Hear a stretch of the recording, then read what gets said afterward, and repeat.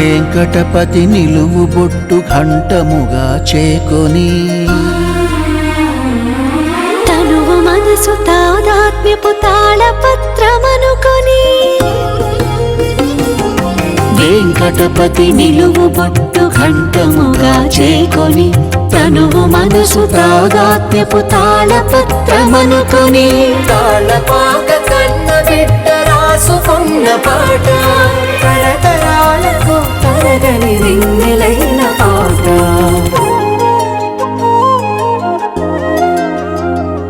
అలమేలు మంగ చీర కొంగు వదలనన్న పాట కయ్యవారి పదము వీడి కదలనన్న పాట తిరునీతుల తిరుగాడిన తీయనైన పాట సప్తగిరుల మారు మ్రోగి సత్వమైన పాట నిత్య సత్యమైన పాట అన్నమయ్య పాట అన్నమయ్య పాటకు పట్టాభిషేకం అన్నమయ్య పాటకు పట్టాభిషేకం. విరామం తర్వాత మీ అందరికీ అన్నమయ్య పాటకు పట్టాభిషేకానికి పునః స్వాగతం. అన్నమయ్య పాటకు పట్టాభిషేకం. దైవభక్తి లేని వారి జీవితాలు బాగా క్షీణించిపోయి దుర్భర స్థితికి చేరుకుంటాయి అన్న ఆధ్యాత్మిక సత్యాన్ని ఇప్పుడు మనం వినబోయే అన్నమాచార్య కీర్తన విశదీకరిస్తోంది. ఉపమానాలతో ఉత్తమంగా రూపొందిన ఈ సంకీర్తనకు సంగీతం శ్రీ సాయి మధుకర్, రాగం రేవతి, గానం చేస్తున్న వారు శివకుమార్.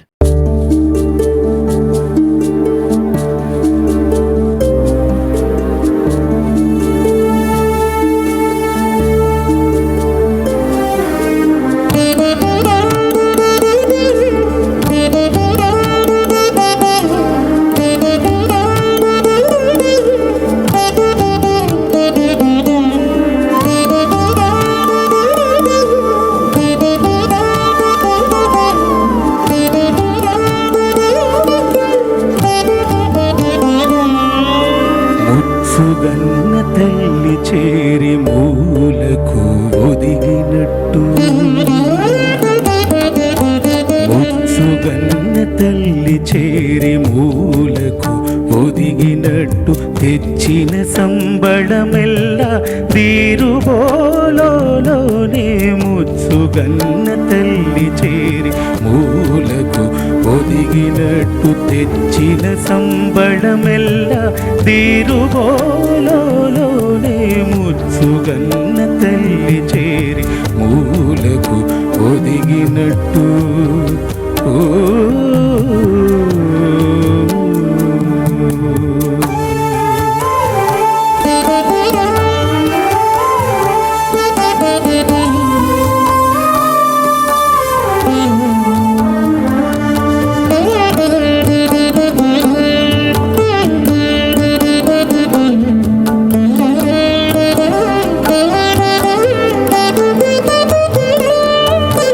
దప్పము చెడిన వాని తరుణి కాగిట చేరి అప్పటప్పటికి నుసురనినయట్టు.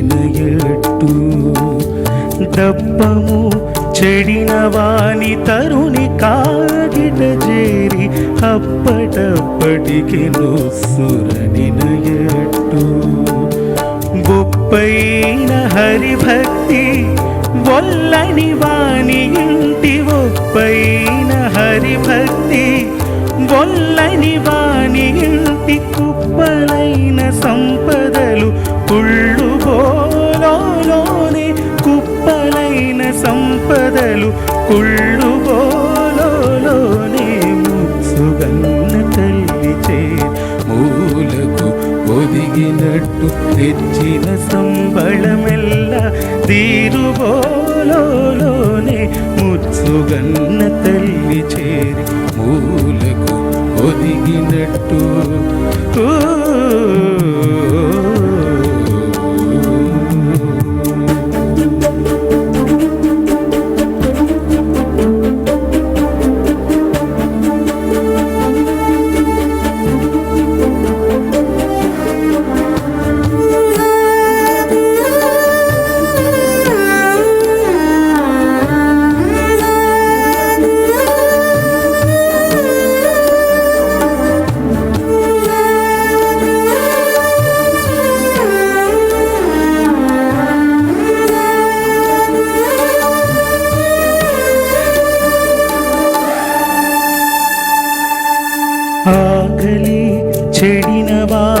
అన్నము కంచములోన బోకలింపుచు నేల ఒలికినట్టు ఆకలి చెడిన వాని అన్నము కంచములోన బోకలింపుచు నేల ఒలికినట్టు తేకువైన హరిభక్తి తెరువుగానని వాని తేకువైన హరిభక్తి తెరువుగానని వాని వేకపు సిరులు కొంప వెళ్ళుబోలోనే వేకపు సిరులు కొంప వెళ్ళుబోలోనే ముత్సుగన్న తల్లి చే మూలకు ఒదిగినట్టు తెచ్చిన సంబళమెల్ల దీరుబోలోనే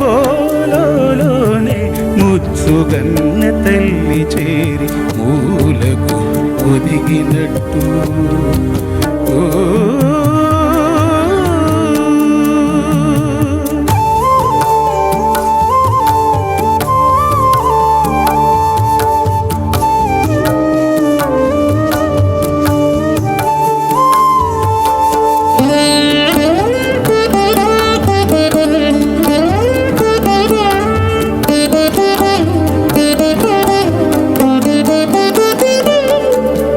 గొడలు మాసిన వాని బొనరు చుట్టములెల్ల బడి బడినే ఉండి బాసిన ఎట్టు గొడలు మాసిన వాని బొనరు చుట్టములెల్ల బడి బడినే ఉండి బాసిన ఎట్టు ఎడయక తిరువేంకటేశు తలచని వాని ఎడయక తిరువేంకటేశు తలచని వాని అడరు బుద్ధులు పగలవు బోలోనని అడరు బుద్ధులు పగలవు బోలోనని ముత్సుగన్న తల్లి చేరి మూలకు ఒదిగినట్టు తెచ్చిన సంబళమెల్ల దీరుబోలోనే ముత్సుగన్న తల్లి చేరి మూలకు ఒదిగినట్టు ఓ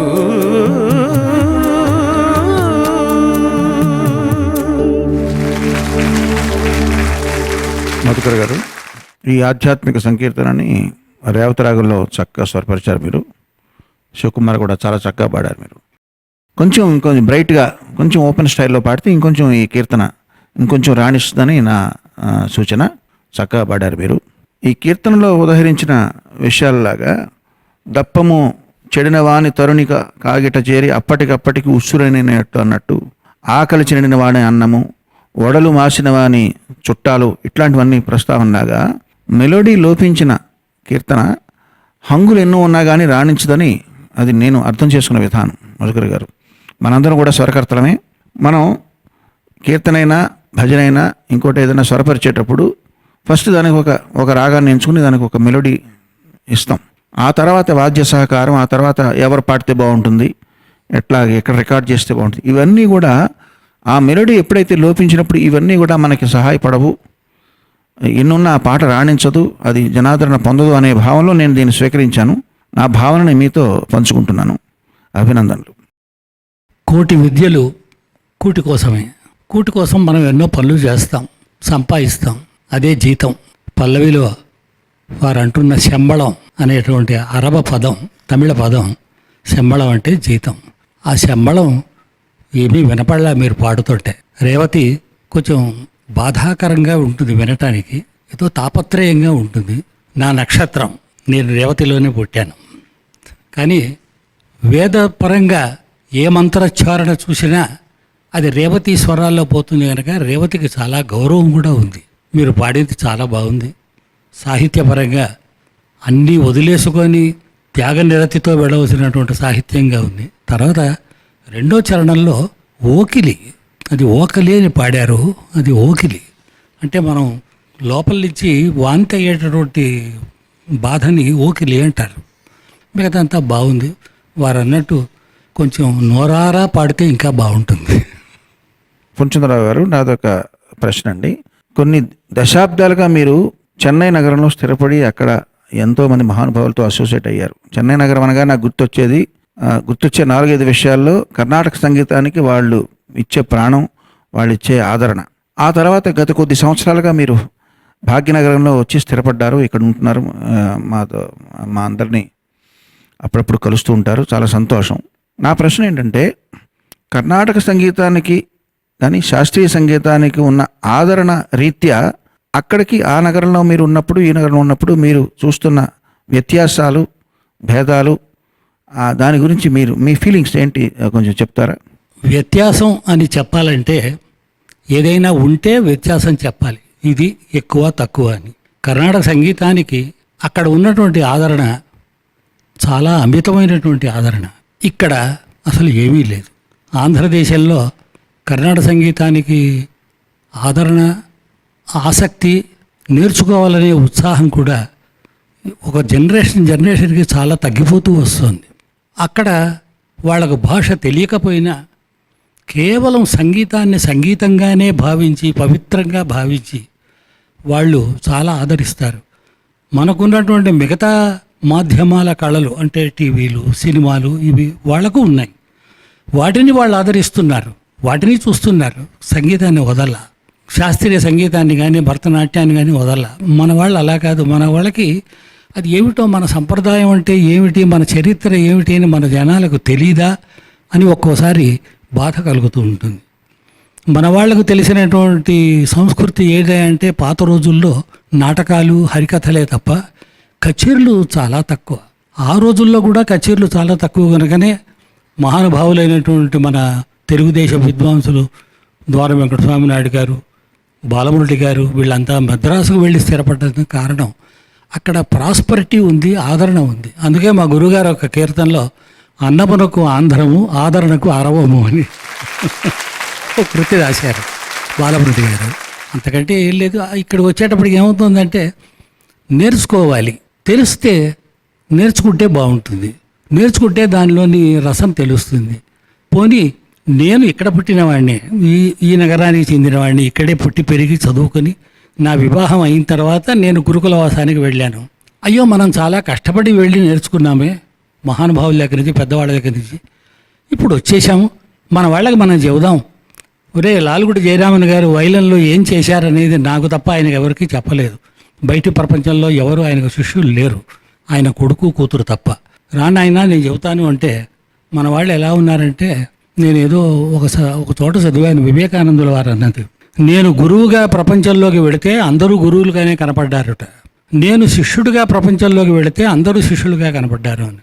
అంటే దీన్ని సోదాహరణగా చెప్పాలంటే, నాయన నేను నీకు వైలిన్ నేర్పిస్తాను, కళ్యాణి రాగం ఎలా వాయించాలో చెబుతాను రా అంటే నాకు తెలుసండి అన్నారట. ఓహో సరే, ఇంకొకటి చూసి నీకు తోడి రాగం ఎలా పాడాలో చెబుతాను రా అంటే నాకు తెలుసండి అని. ఓహో ఇక్కడ అందరికీ తెలుసు, బహుశా మనకే ఏం తెలీదు, సరే మనం నేర్చుకుందామని, బాబు నాకు కళ్యాణ రాగం ఎలా పాడాలో చెప్పండి అంటే నాకు తెలియదండి అన్నట్టు. తోడి రాగం ఎలా పాడాలో నాకు చెప్పు, నేను తెలుసుకుంటానంటే నాకు తెలియదండి, నేను నేర్చుకుంటున్నాను. అలా మనం గురువులుగా ప్రపంచంలోకి వెళితే అందరూ గురువులే, మనం శిష్యులుగా వెళితే అందరూ శిష్యులే. ఎవరికి ఆ నేర్చుకోవాలన్నటువంటి ఆసక్తి, ఆ శ్రద్ధ చాలా తక్కువ. అక్కడ అలా కాదు. అది ఎలా ఉన్నా సరే అందరూ నేర్చుకోవాలి, నేర్చుకుంటారు. నేర్చుకోవడం అనేది అదొక సంప్రదాయం, అదొక అలవాటు అయిపోయింది వాళ్ళకి. వినటం అలవాటైపోయింది, ఆదరించటము అలవాటైంది. చాలా చక్కగా విశదీకరించారు పూర్ణచంద్రరావు గారు. కానీ కొంతమంది ఇక్కడ నేర్పించడమే ఊపిరిగా బతుకుతున్న రామాచారి గారు, నిహాల్ గారు, శ్రీనిధి లాంటి కొంతమంది గురువులు ఇక్కడ నెలకొని ఉన్న నేపథ్యంలో మీరు అన్నటువంటి నేర్చుకోవాలని జిజ్ఞాస నవతరంలో కూడా క్రమేపీ రోజు రోజుకి అభివృద్ధి చెందుతూ ఉంది, ఇక ముందు కూడా చెందుతుందని నేను ఆశాభావంతో నేను మీకు సెలవు చేసుకుంటున్నాను. ఈరోజు చాలా సంతోషంగా ఉందండి. చిన్నప్పటి నుంచి వారు పేరు వింటూ, వారి వర్క్స్ వింటూ పెరిగాం. Very very special day. అలాగే ఈ కీర్తన అంటే భక్తి లేకపోతే ఎంత డేంజరస్ ఒక హ్యూమన్కి, అంటే ఒక లైఫ్కి అనేది ముందు అది బాగా ఆ మీనింగ్ అంతా తెలుసుకొని రేవతిలో చేశానండి. Thank you. ఒకానొక దివ్యనాయిక తన ఆలోచనలను, ఆకాంక్షలను దివ్యనాయకుడైన శ్రీనివాస ప్రభువుతో విన్నవించుకోవటమే ఇప్పుడు మనం వినబోయే సంకీర్తనలోని సారాంశం. ఆ జగదేక సౌందర్యవంతుణ్ణి ఆరాధించటమే అసలైన కర్తవ్యమని ఈ సంకీర్తన ప్రబోధిస్తోంది. ఎస్వీబీసీ చైర్మన్ దర్శకేంద్రులు శ్రీ రాఘవేంద్రరావు గారి మార్గదర్శకత్వంలో ఈ అన్నమాచారులు వారి శృంగార సంకీర్తనకు స్వరకల్పన చేసిన వారు శ్రీ జోసెభట్ల. రాగమాలికగా రూపొందిన ఈ సంకీర్తనను గానం చేయబోతున్నవారు యోగ కీర్తన.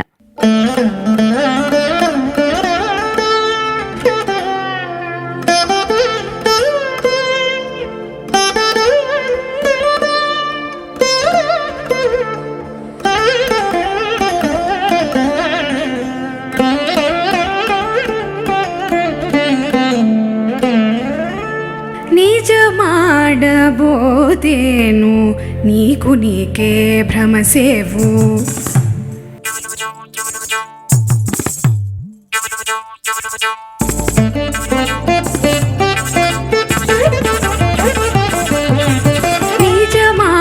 నిజమాడబోతేను నీకు నీకే భ్రమసేవు. భజన మెరసితిగా పంత ಮಾಡಿ నేను నిజమాడబోతేను నీకు నీకే భ్రమసేవు. భజన మెరసితిగా పంత ಮಾಡಿ నేను నిజమాడబోతేను నీకు నీకే భ్రమసేవు.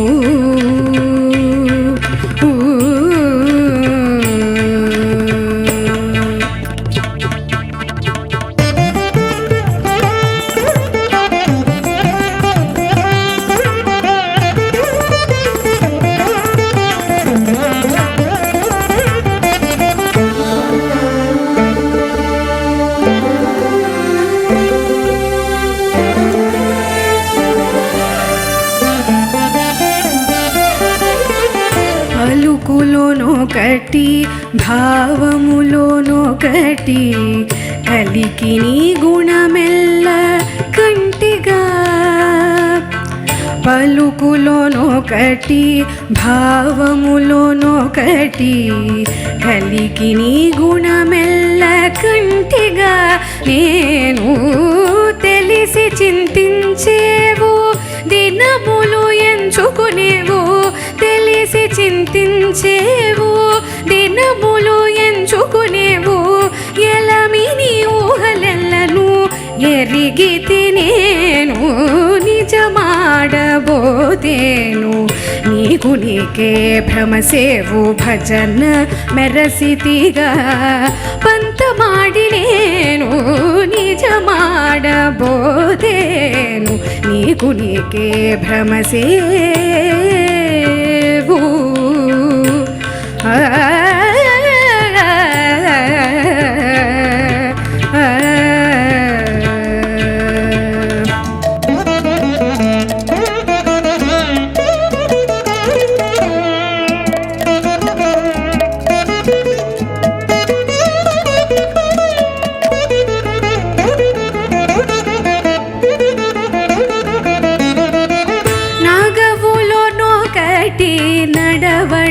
నడవడిలోనొకటి వెగటైన నీ కథలు వింటిగా.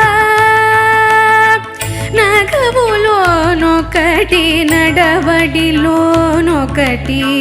వెగటైన నీ కథలు వింటిగా. నేను పొగరుల నలసేవు పొత్తు దిక్కి చూచేవు, పొగరుల నలసేవు పొత్తు దిక్కి చూచేవు. అగడైతి విందరిలోన అంటిగా నేను నిజమాడబోతేను నీకు నీకే భ్రమసేవు. భజన మెరసితిగా పంత ಮಾಡಿ నేను నిజమాడబోతేను నీకు నీకే భ్రమసేవు.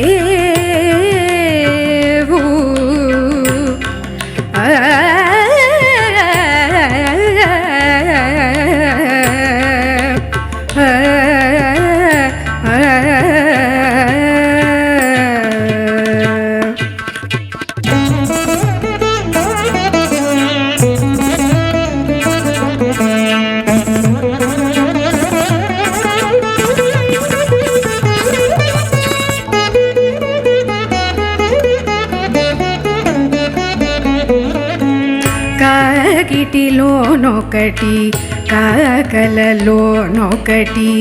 ఈ గంట చూచి ఎరిగితిగా కాగిటిలోనొకటి కాకలలోనొకటి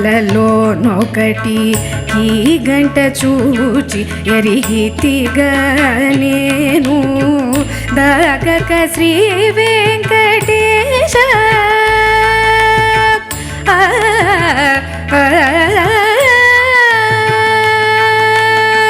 దాగక శ్రీ వెంకటేశ తక కూడిదివి నీవు దాగక శ్రీ వెంకటేశ తక కూడిదివి నీవు ఆగి నీ సిక్కు వాపితిని అప్పుగా నేను నిజమాడబోతేను నీకు నీకే భ్రమసేవు భజన మెరసితిగా పంతమాడి నేను నిజమాడబోతేను నీకు నీకే భ్రమసేవు వెంకటేశ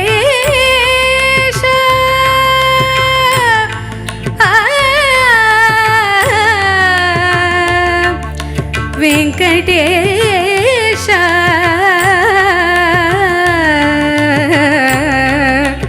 వెంకటేశ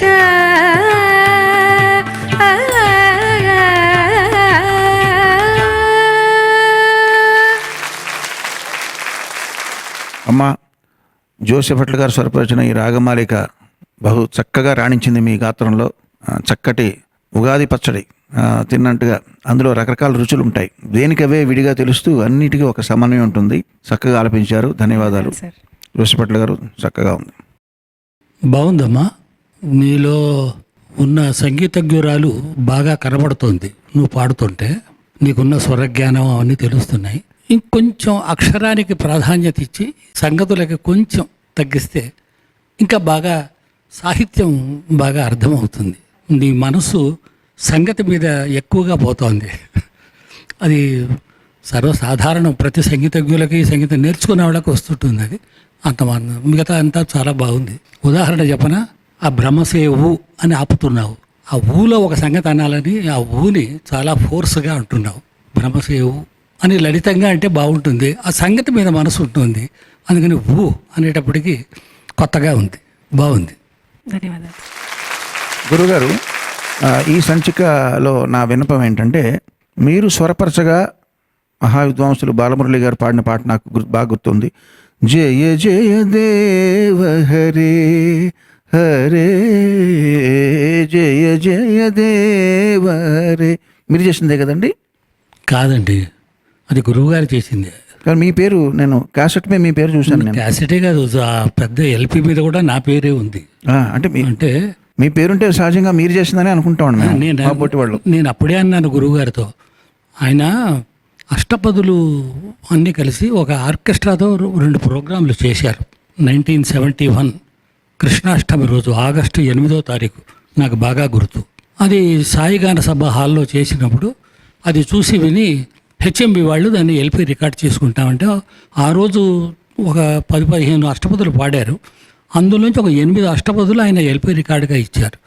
ఇచ్చినప్పుడు అది మనం హెచ్ఎంబి రికార్డింగ్ థియేటర్లో రికార్డ్ చేసామంతా అయిపోయింది. చక్కగా రఘు వాళ్ళు, మంగపతి గారు వాళ్ళు మ్యూజిక్ బై పూర్ణచంద్రని ప్రింట్ చేసేసారు. నేను గురుగారితో అన్నాను, ఏమిటి గురుగారు నా పేరు వేశారు, నేనేదో కంపోజ్ చేశాను అనుకోండి, నేనేదో బ్యాక్గ్రౌండ్ లేకపోతే చేశానంటే ఆ జనం అనుకొని పర్వాలేదు, ఏముంది నువ్వు నా శిష్యుడివేగా అన్నారు. అది ఆయన ఉదారత్వం, అంతకంటే ఏం లేదు. ఆయన ఔదార్యం అంటది. ఆ పాటల సాహిత్యం అంతా కూడా గురువుగారిదే, నాదేమీ లేదు. నేను కేవలం ఆయనకు రెస్ట్ కోసం 4 బ్యాక్గ్రౌండ్లు కంపోజ్ చేసి కండక్ట్ చేసి రికార్డ్ చేసి. ఔదార్యం ఆయనది, ఆ విషయం సభాముఖంగా సెలవిచ్చినందుకు సంస్కారం మీది. సంకీర్తన ఇవ్వగానే ఇది జావళి ప్రక్రియలో ఉందనిపించింది నాకు. అందుకని జావళిగా చేస్తే బాగుంటుంది అనిపించి, అదేవిధంగా వచ్చి ఒక శుద్ధ మధ్యమ రాగం, ఒక ప్రతి మధ్యమ రాగం, ఒక శుద్ధ మధ్యమ రాగం అలా తీసుకోవడం కూడా జరిగింది. కారణం ఇందులో అమ్మవారు స్వామివారి యొక్క వైవిధ్య గుణాలని ఆయనకే వివరిస్తూ సంభాషణతో చేసినటువంటి సంకీర్తన ఇది. దాంతో ఆ వైవిధ్యం బాగుందని వివిధ రాగాలు తీసుకోవడం కూడా జరిగింది. థ్యాంక్ యూ, ధన్యవాదాలు. కమనీయమైన సంకీర్తనలతో కలియుగ దైవానికి నైవేద్యం అన్నమయ్య పాటకు పట్టాభిషేకం కార్యక్రమంలో కాసేపు విరామం. తానేవ వచ్చి రమణుడు దయదలచుటే మేలు నేనాతనికి ఎదురు నీరు పులే మున్నవి తెలిసి బదుకరో దేహులాల వలెనని తలచిన వారి వాడే దేవుడు. అన్నమయ్య పాటకు పట్టాభిషేకం